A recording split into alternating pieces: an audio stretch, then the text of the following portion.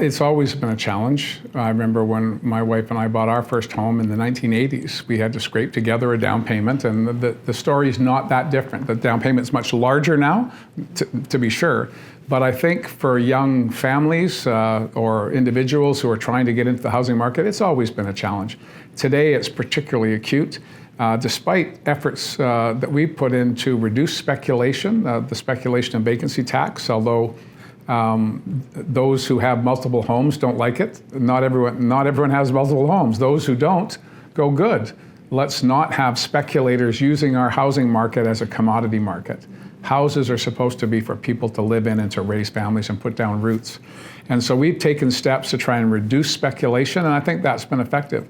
The last data I saw, almost 18,000 condominiums that were vacant are now on the rental market, which assists us in taking off pressure in that sector. But more people have come to British Columbia in the past 12 months in the middle of a global pandemic than we've seen come in over 30 years. In-migration, as it's called, from overseas, from other parts of Canada.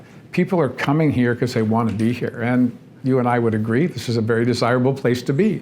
And so we can't tell people to stay away. We need them to come and bring their skills, provided we can certify their credentials, so they can be a full part of our economy.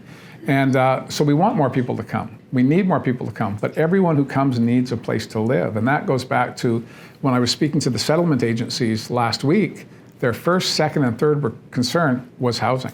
So we have challenges finding affordable homes in the major metropolitan areas, and it's increasingly more difficult as you get out of metro to find affordability when it comes to housing. So first order of business is more supply. Build more stock, that'll bring down prices.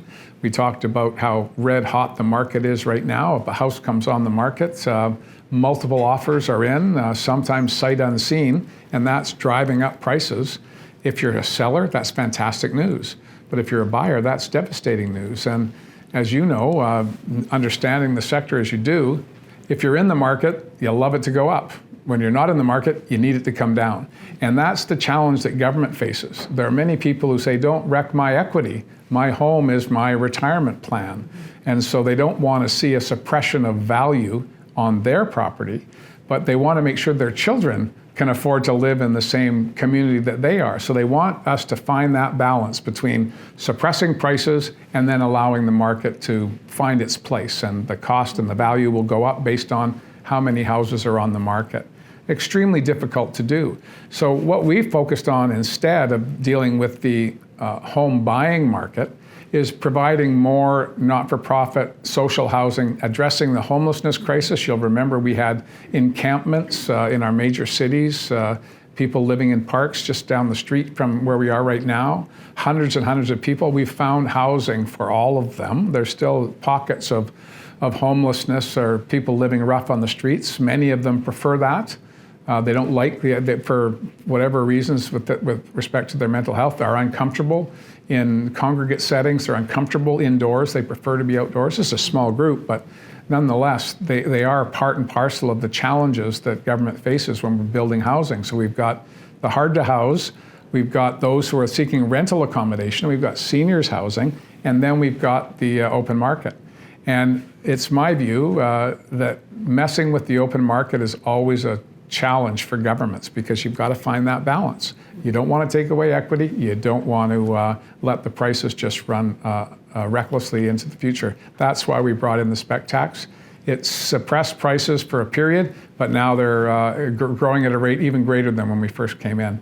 So we're looking at a variety of mechanisms. The property transfer tax is a component of the price, but it's not unlike a liter of gasoline. Taxation is a component that's always been there.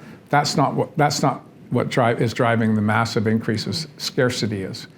Similarly with gasoline, we don't have enough gas, so the value of it goes up. We don't have enough housing, so the value of the housing goes up. We need to build more.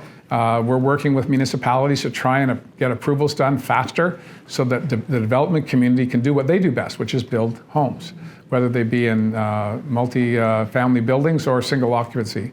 We need to free people up to do that work, and we need to do our level best to keep the prices down, and we're committed to doing that.